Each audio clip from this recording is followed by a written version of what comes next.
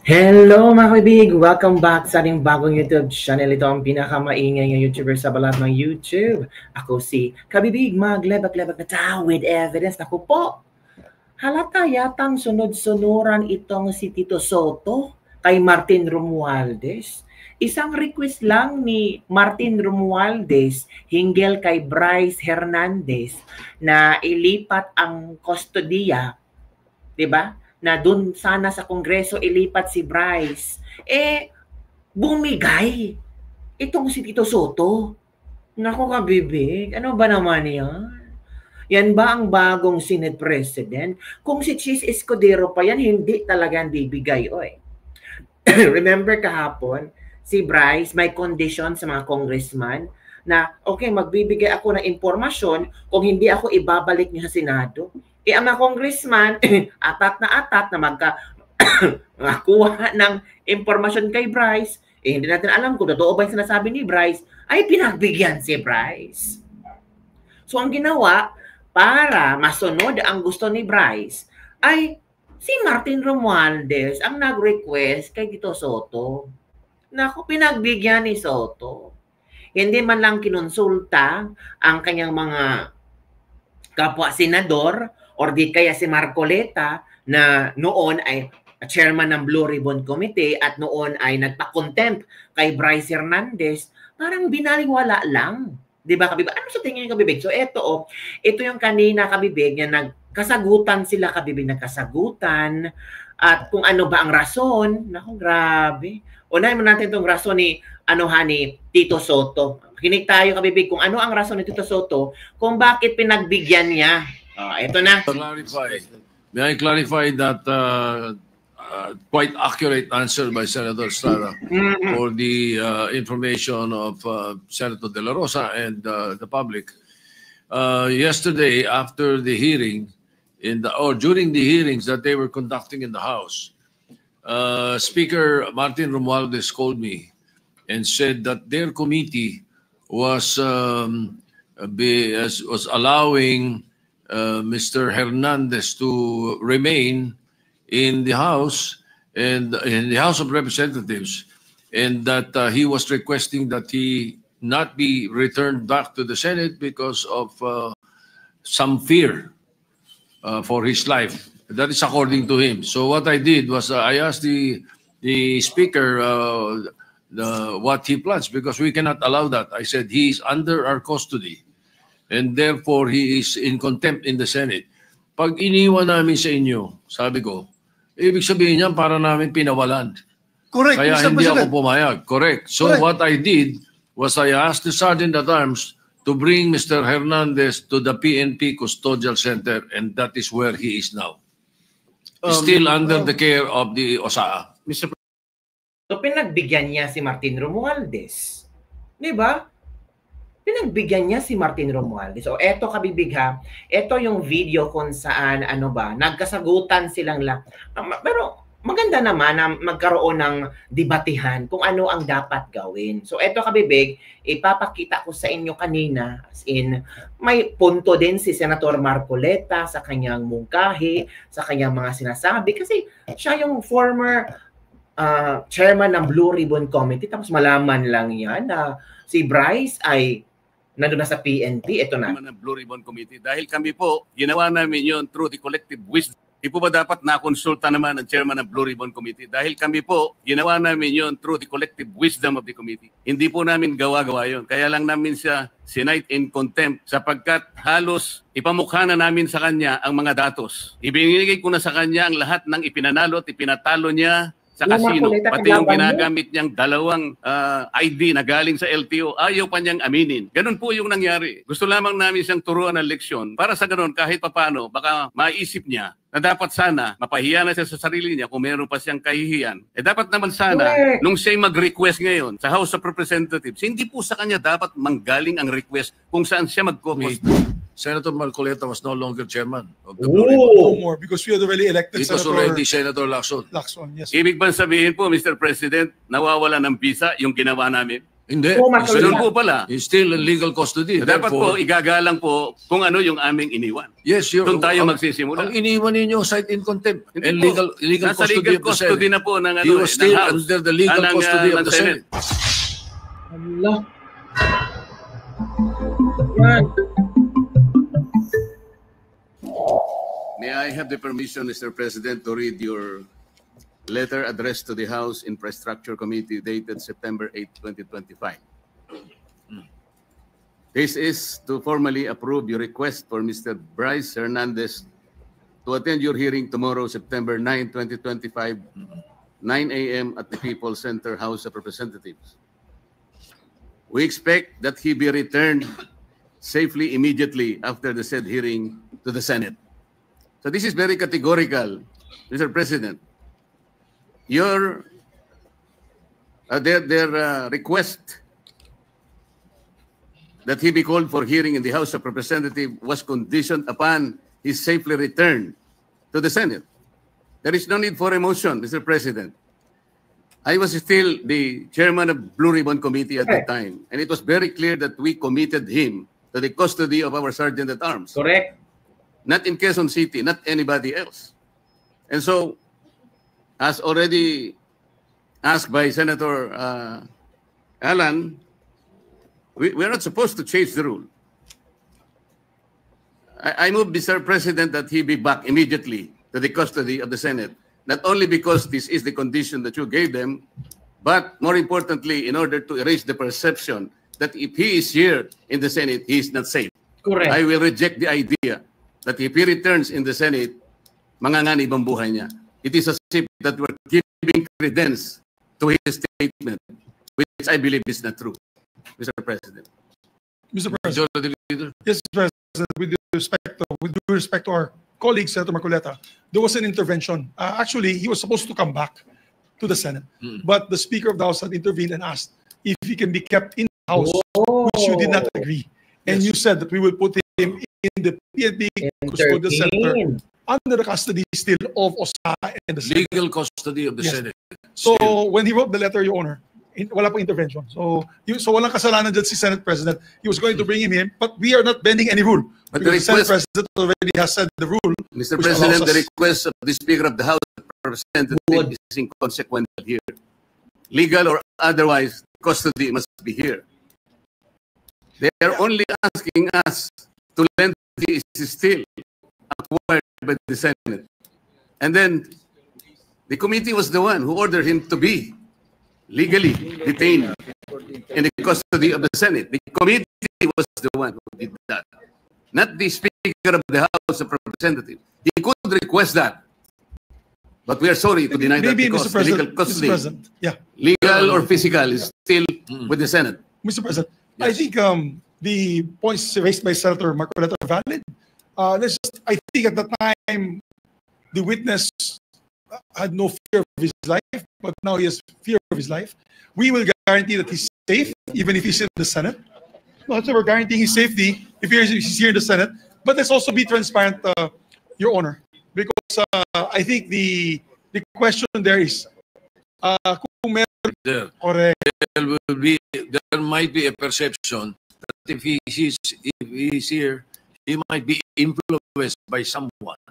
That is also Correct, Mr. President. the minority leader made mention of that. and that's why I believe the Senate President made that decision to keep him in a neutral area, which is the Grabe PNP. no, influenced by someone. So custodial pinagdudahan ninyo, mga senador.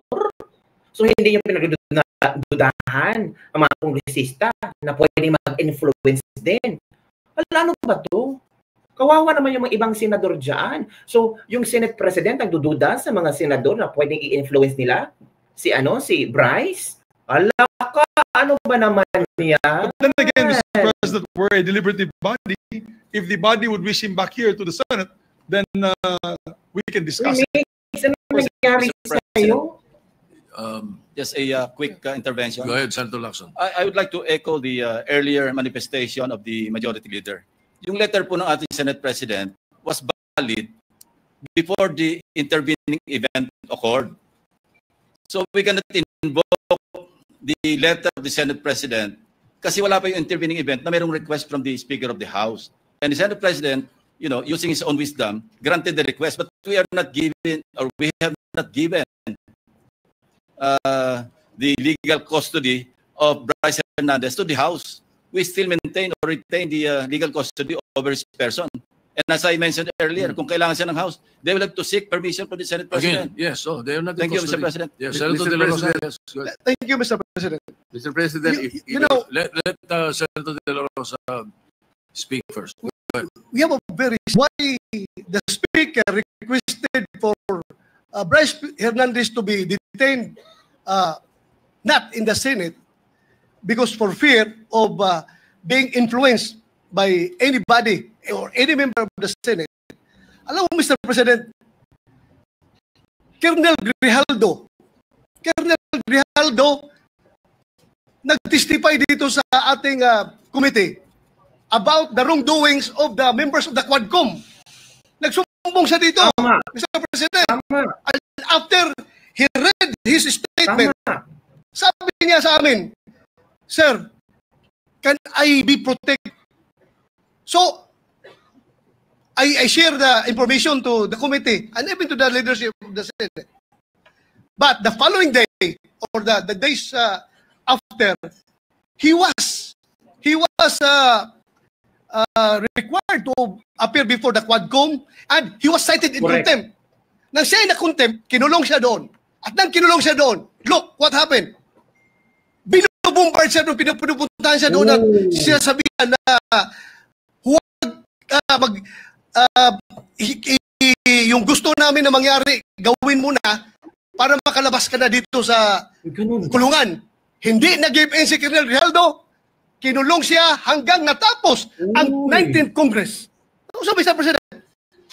Sila ay takot sa kanilang ginagawa mismo. Hindi po yan ginagawa ng Senado na mag-impluensya ng resource person. Never pa nangyayari yan na mayroong pumunta doon sa baba, tinakot yung nila yan sa House of Representatives. Ginawa nila kay Colonel Grijaldo. Tama ang sinasabi ni Bato kasi parang grabe naman magduda itong Senate President Tito Soto. Ala ka, Tito Soto, grabe wala kang tiwala. Kasi na-mention ni Bryce, na Villanueva at Estrada, so posible daw na sugurin or grabe naman yan. Huwag tayong basta-basta bumigay sa kanila dahil we should be independent from them, Mr. President. Hindi natin sila dapat sundin kung anong kagustuhan nila. We have... Senator Marcoleta. noong pong September 8, 2025, ako pa rin po ang chairman ng Blue Ribbon Committee. Ang Blue Ribbon Committee po ang nag-approve ng legal and physical custody nung ma-cite in contempt si Bryce Hernandez. Nung makiusap po ang Speaker ng House of Representatives sa inyo, di po ba dapat nakonsulta naman ang chairman ng Blue Ribbon Committee? Dahil kami po, ginawa namin yun through the collective wisdom of the committee. Hindi po namin gawa-gawa yun. Kaya lang namin siya cite in contempt sapagkat halos ipamukha na namin sa kanya ang mga datos.